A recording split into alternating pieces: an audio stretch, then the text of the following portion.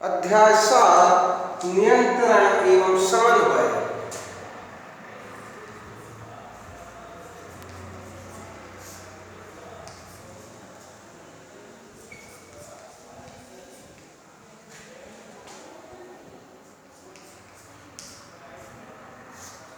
नियंत्रण एवं समन्वय।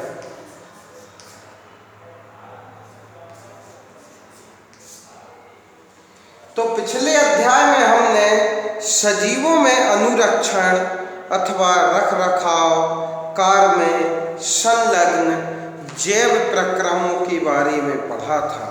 मतलब पिछले अध्याय में हमने पढ़ा था सजीवों के शरीर के संरक्षण और उसके कार्य और उसके अंदर होने वाली क्रियाओं के बारे में पढ़ा। हमने इस बात पर विचार करना प्रारंभ किया था कि यदि कोई वस्तु गतिशील है तो वह सजीव है। मतलब कोई वस्तु यदि गति करती है तो वह सजीव है। पादपों में इस तरह की कुछ गतियाँ वास्तव में वृद्धि का परिणाम है। मतलब पादपों में गति तो नहीं करते लेकिन वृद्धि करते हैं, वो भी एक गति है।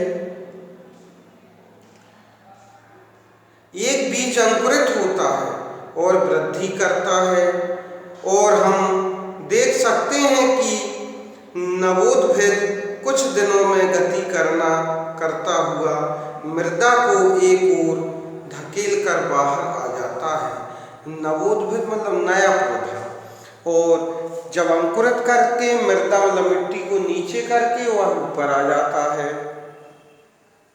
लेकिन यदि इसकी वृद्धि रुक गई होती तो ये गतियाँ नहीं होती। अधिकांश जंतुओं में तथा कुछ पादपों में होने वाली कुछ गतियाँ वृद्धि से संबंधित नहीं हैं। एक दौड़ती बिल्ली, झूले पर खेलते बच्चे, जुगाली करती भैंस, ये गतियाँ वृद्धि के कारण नहीं होती। दिखाई देने वाली इन गतियों को हम जीवन के साथ क्यों जोड़ते हैं? इसका एक संभावित उत्तर यह है कि हम गतियों को जीव के पर्यावरण में आए परिवर्तन की अनुक्रिया सोचते हैं। बिल्ली इसलिए दौड़ी होगी क्योंकि इसने एक चूहा को देखा था। केवल यही नहीं, हम गति को सजीवों द्वारा किए गए एक ऐसे प्रयास के रूप में भी सोचते हैं जिसमें उनके पर्यावरण में हुए परिवर्तन उनके लिए लाभकारी हो। सूर्य के प्रकाश में पौधे वृद्धि करते हैं, बच्चे झूले से आनंद प्राप्त करने का प्रयास करते हैं, भैंस जुगाली करती है ताकि भोजन छोटे टुकड़ों में टूट जाए, उसका पाचन भली भांति हो सके। जब तेज रोशनी हमारी आंखों पर फोकस की जाती है या जब हम किसी गर्म वस्तु को छूते हैं तो हमें परिवर्तन का पता लगता है। इस अनुक्रिया में स्वयं को बचाने के लिए गति करती हैं, ऐसा प्रतीत होता है। यदि हम इसके बारे में और अधिक विचार करें तो एक ऐसा प्रतीत होता है कि पर्यावरण की अनुक्रिया के प्रति ये गतियाँ सावधानी से नियंत्रित की जाती हैं। मतलब पर्यावरण के प्रति ये गति अपने शरीर में होती है।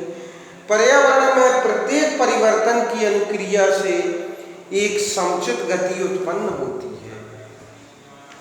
जब हम कक्षा में अपने दोस्तों से बात करना चाहते हैं तो हम जोर से चीखने की अपेक्षा फुसफुसाते हैं, मतलब धीरे धीरे बात करते हैं। स्पष्ट रूप से कोई भी गति उस घटना पर निर्भर करती है जो इसे प्रेरित करती है। अतः इस तरह की नियंत्रित गति को पर्यावरण में भिन्न घटनाओं के अभिज्ञान से जोड़ा जाना चाहिए जो अनुक्रिया के अनुरूप गति करे।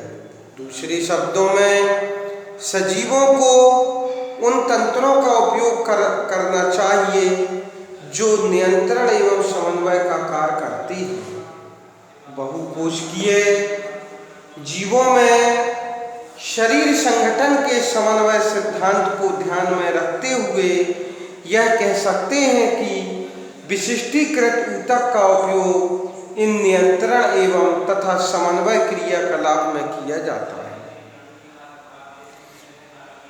फिर आता है जंतु तंत्रिका तंत्र। देखो क्या होता है, समन्वय एवं नियंत्रण हमारे शरीर में, पूरे शरीर में जो समन्वय बना के रखता है, समानता और नियंत्रण करती है। तो वो मतलब ऐसा तंत्र जो समन्वय एवं नियंत्रण को बना के रखते हैं हमारे शरीर में। तो आता है जंतु तंत्रिका तंत्र। तंत्रिका तंत्र या न्यूरॉन सिस्टम, जंतु तंत्रिका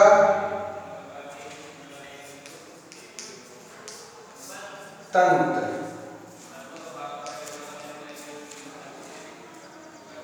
तो जंतुओं में यह नियंत्रण तथा समन्वय तंत्रिका तथा पेशी ऊतक द्वारा किया जाता है। तो हमारे शरीर में या जंतुओं में जो नियंत्रण एवं समन्वय होता है वो तंत्रिका अथवा पेशी कोशिकाएं होती हैं, मांसपेशी, जिनके द्वारा किया जाता है, जिसके विषय में हम कक्षा 9 में पढ़ चुके हैं। कक्षा 9वीं में पढ़े थे, तंत्रिका तंत्र का चित्र भी बनाए थे। आकस्मिक परिस्थितियों में गर्म पदार्थ को छूना हमारे लिए खतरनाक हो सकता है। कोई हम गर्म वस्तु को छुएंगे तो उसके लिए वह हमारे लिए खतरनाक हो सकता है। हमें इसे पहचानने की तथा इसके अनुरूप अनुक्रिया की आवश्यकता है। हम कैसे पता लगाएंगे कि हम गर्म वस्तु को छू रहे हैं? मतलब हमको कैसे, क्योंकि हमारे शरीर की कोशिकाएं जो जिस जगह को छुएंगे, मतलब जहाँ पर छुएंगे या टच होगा हाथ में, वो कोशिकाएं नष्ट हो जाएंगी। तो हमको तो पता नहीं चलता कि ये वस्तु गर्म है या ठंडी है। तो हमारे पर्यावरण से सभी सूचनाओं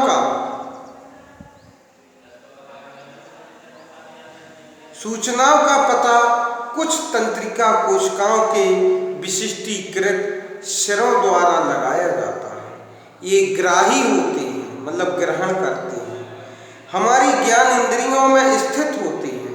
और ज्ञान इंद्रियों में जैसे आंतरिक कर्ण, नाक, जिह्वा आदि रस संवेदी ग्राही स्वाद का पता लगाते हैं, जबकि घ्राणग्राही गंध का पता लगाते हैं। तो यह सूचना एक तंत्रिका कोशिका के दुम्रकृतिका सिरे द्वारा उपार्जित की जाती है। दुम्रकृतिका मतलब होता है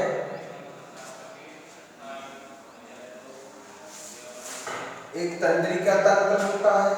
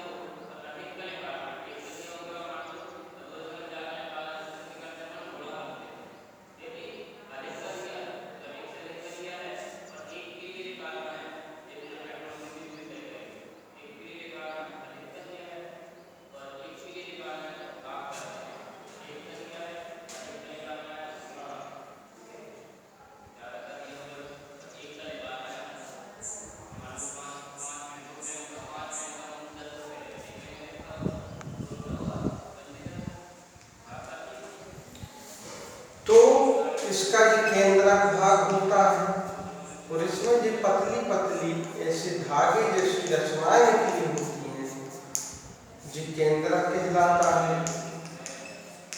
तो इसको बोला जाता है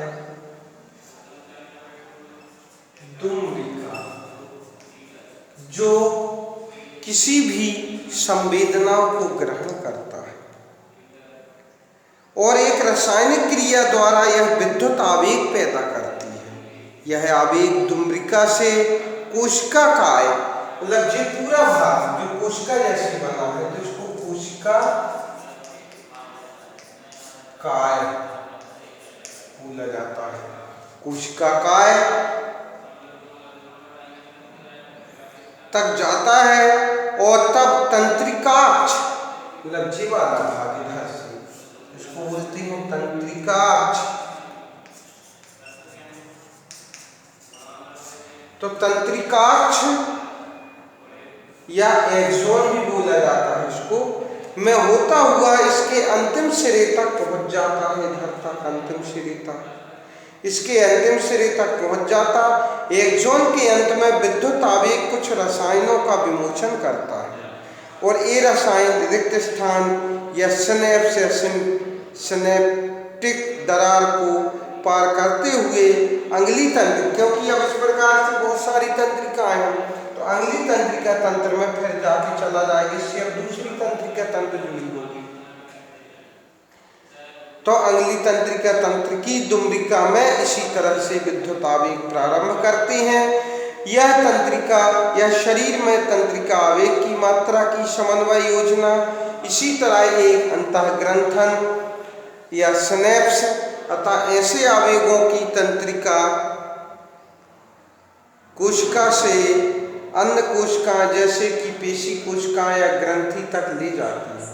इसमें कोई आश्चर्य नहीं है कि तंत्रिका ऊतक तंत्रिका कोशिकाओं या न्यूरॉन के एक संगठित जाल का बना होता है और यह सूचनाओं को विद्युत आवेग के द्वारा शरीर के एक भाग से दूसरे भाग तक ले जाने में संवहन का कार्य करते हैं। चित्र 7.1 में देखिए तथा इसमें तंत्रिका कोशिका के भागों को पहचानिए जहां सूचनाएं उपार्जित होती हैं, जिसमें से होकर सूचनाएं विद्युत आवेग की तरह यात्रा करती हैं, जहां इस आवेग का परिवर्तन रसायन संकेतों में किया जाता है जिससे आगे यह संचरित होती हैं।